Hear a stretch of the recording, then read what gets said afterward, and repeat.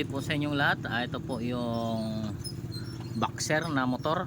Gustong ipapulwib sa akin at may binili siyang Lilua branch na ayan, 5 pin.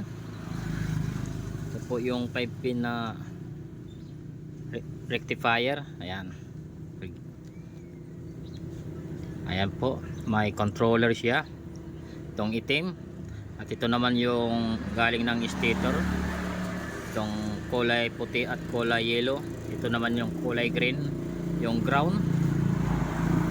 At yung kulay pula, yan po yung output na nagsusupply doon sa may battery, papuntang battery. Ayan, bali full wave natin ito dahil hindi pa ito naka full wave. Ngayon guys, ituturo ko po sa inyo kung paano po full wave ito. Ay kailangan lang naman dito na i-floating mo yung connection niya.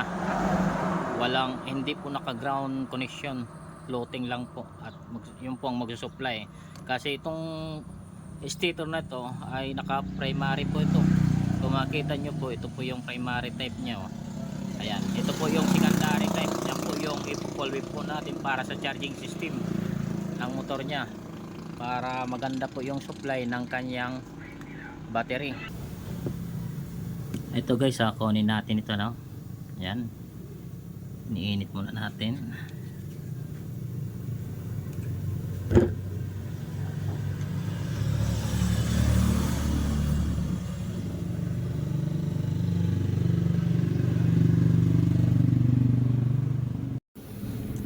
Ito na nga guys, nakuha na natin yung ayan, pinoting na natin yung isang wire.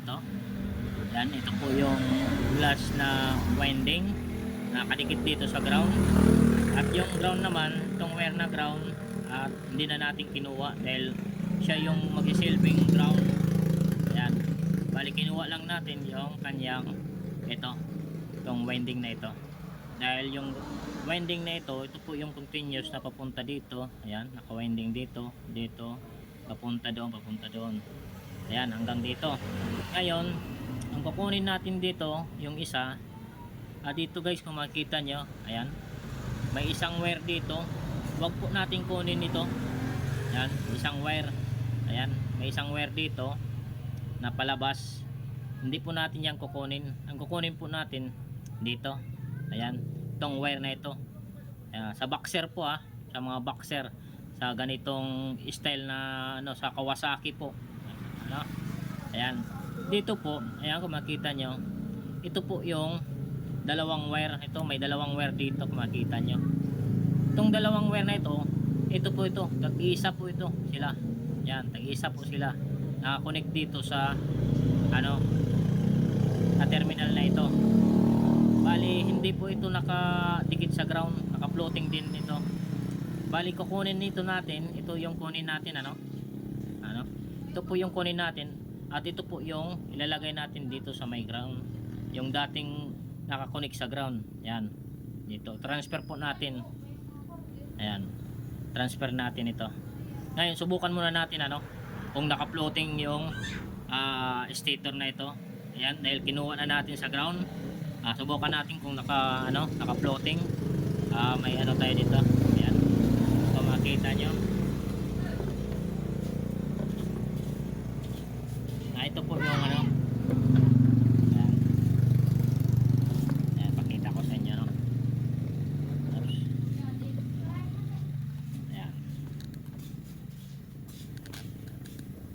ayan po guys, napakita ko sa inyo. Dito guys, para makita natin kung naka-floating na po ang stator na ito. Bali, itong kinuha natin sa ground, ito yung last na winding na galing sa ground. Ayan, kunin natin. Okay, bali, subukan natin kung naka-floating. Ayan, lagay lang natin dito yung tapos naka-continuity po tayo. Ayan, tapos ilagay natin sa ground. Ayan, wala. Kung makita nyo, wala. Ilagay natin sa ground. Ngayon, tingnan natin kung naka-floating. Dito naman natin lagay sa mga terminal ng wire, yung palabas na connection. Ayan, kung tingnan nyo, nagbabuzzer po. Ayan, tingnan nyo. Ayan, may connection po siya. Hanggang dito may connection po.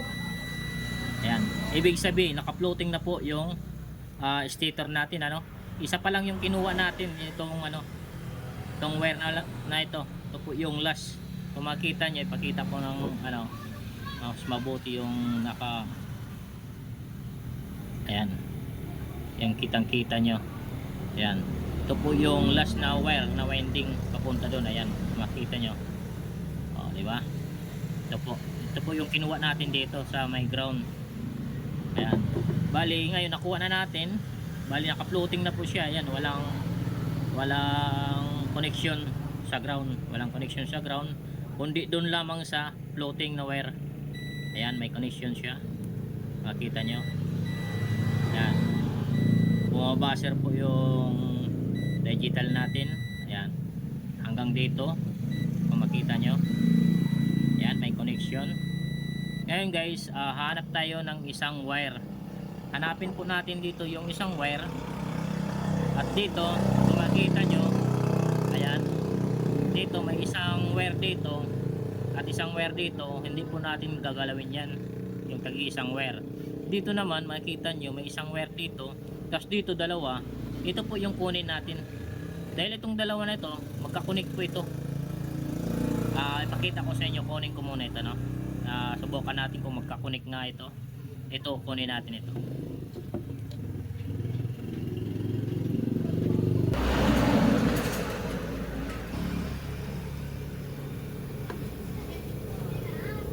Ito na guys, nakuha na natin. Ayan. Ito guys, nakuha na natin, ano. Subukan muna natin kung may connection pa sila dito. Na kinuha natin yung isang wire. Subukan natin kung may connection, ano. Ayan, subukan muna natin kung may connection. Ayan. Okay. Ayan, may connection. Nakita nyo may reading. May connection. At dito, nakita nyo, may connection din. Dito, may connection din. Dito, wala na. Makita nyo. Wala na po yan.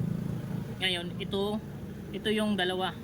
Makita nyo, itong dalawa na ito, na kinuha ko, yung lagyan natin ng jumper.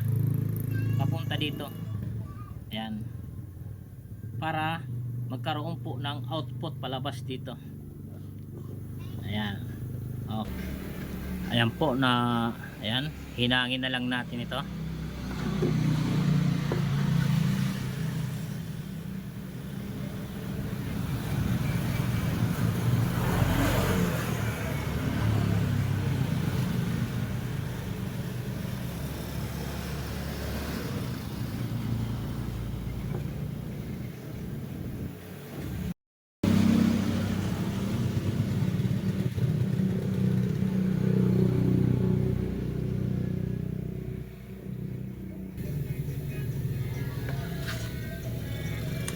Ayan guys, nahinang na natin, ano. Ito guys, lagyan natin ito, ano, para mas maganda. Ayan.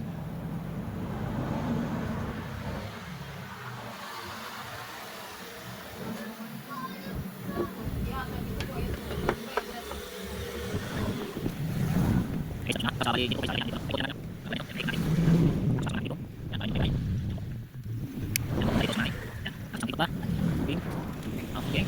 Yan. Dito. Yan guys, yan. Yung nakapatuloy para ulit. Yan, ulit. Ito yung ito.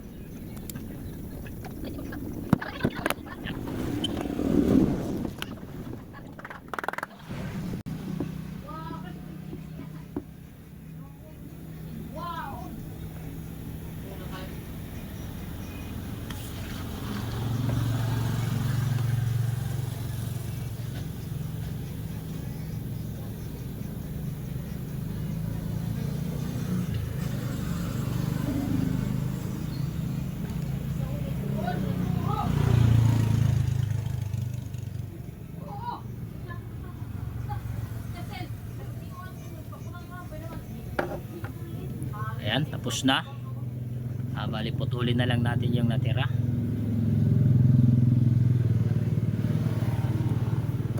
Okay. Ito na po guys yung naka full wave, ano. Kita nyo dito. Ayan. Ito na po yung full wave na ginawa natin, ano. Bali yung connection niya galing dito, ayan, papunta doon. Ayan, papunta dito at palabas dito. Ayan. Ayan. Bali kukunin natin ngayon, subukan natin yung connection natin, yung full wave natin.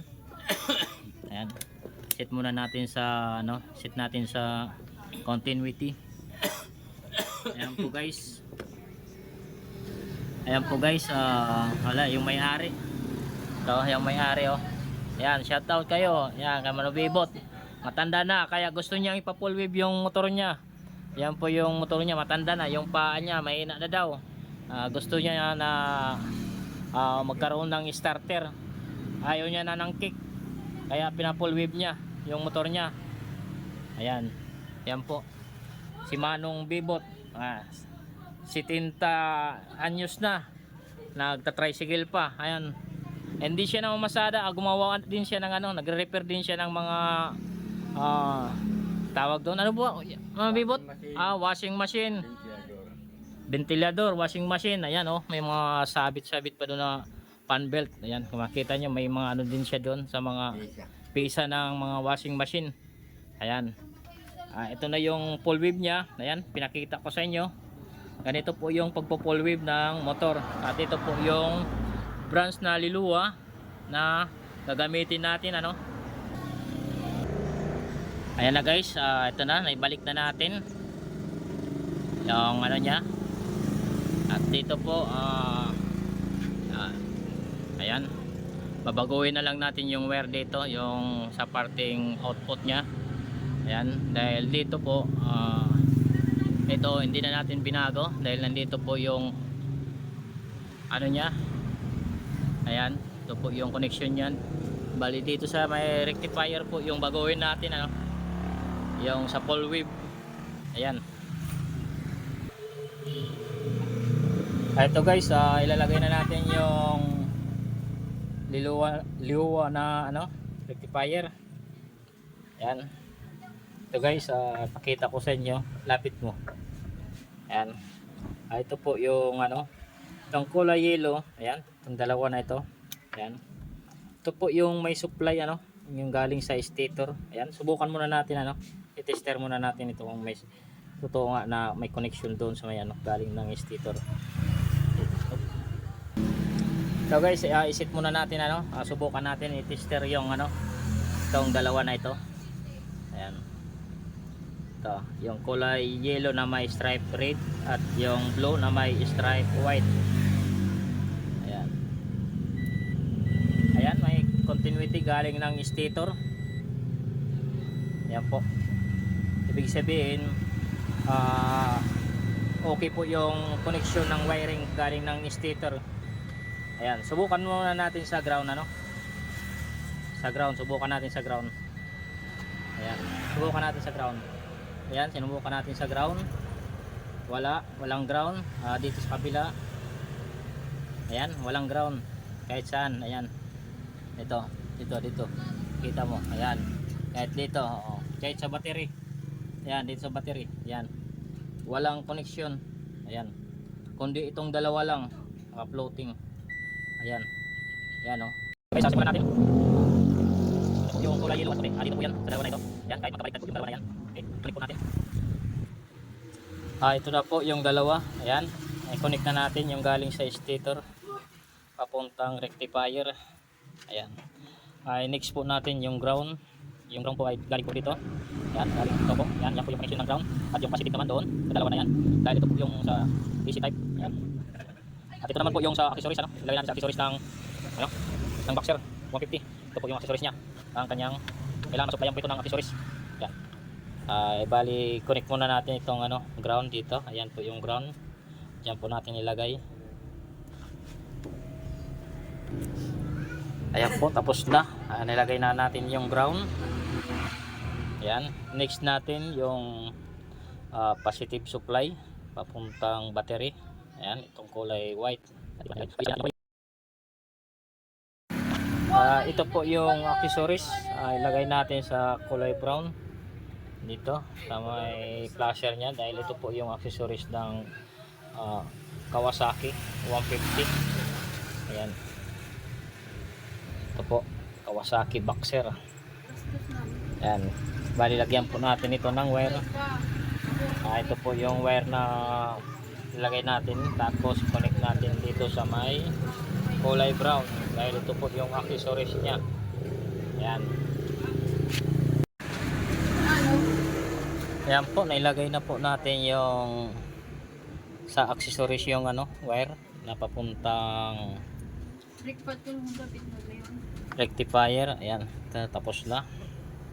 Ayan. Ngayon susubukan na natin Ayan guys, na-organize na natin. Ito na po yung rectifier niya. Ilagay na natin Bali subukan natin paanda rin. Lagyan natin muna ng fuel tank na. Ayan, ilagay muna natin itong fuel tank niya.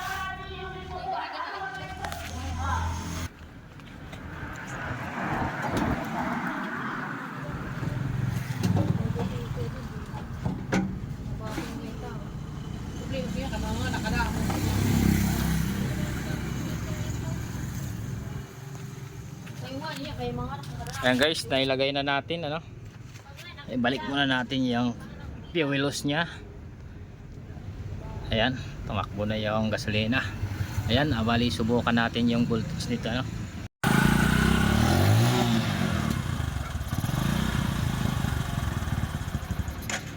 Okay. Ayan, 13 volts na Sige, kan mo muna.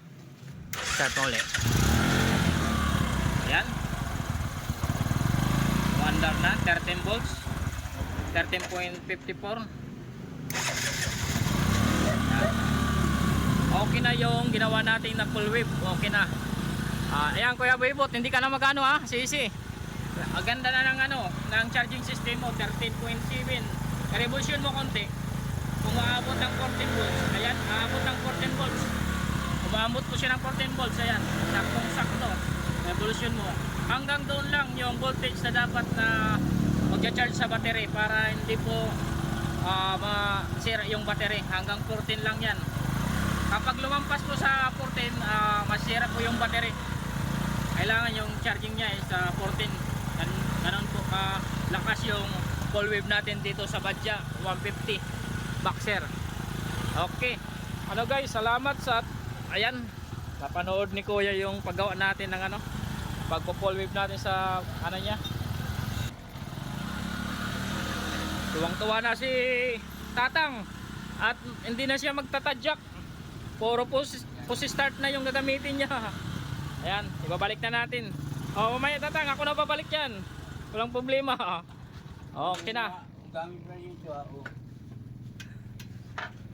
Ayan po yung mayari at na full wave natin yung niya, yung motor niya, Badja C150. Ayan. Kung nagustuhan nyo guys yung yung ginawa ko, paki-comment na lang, paki-share sa iba at paki-subscribe po sa YouTube. Kung sa Facebook naman paki-follow. Ayan, kay Kuya Nads. Ayan. Ayan, tapat lang ng Best Motor. Thank you guys and God bless sa inyong lahat. Sa panood, salamat sa panood po. God bless you. Ayan. Shoutout Kuya, baka may shoutout ka. sa mga asawa ko. Wow. Na kayo ngayon, Nakaingay nga ka kasi wala ka ng asawa. kahit isa wala na tira. Wala na sila. Sige.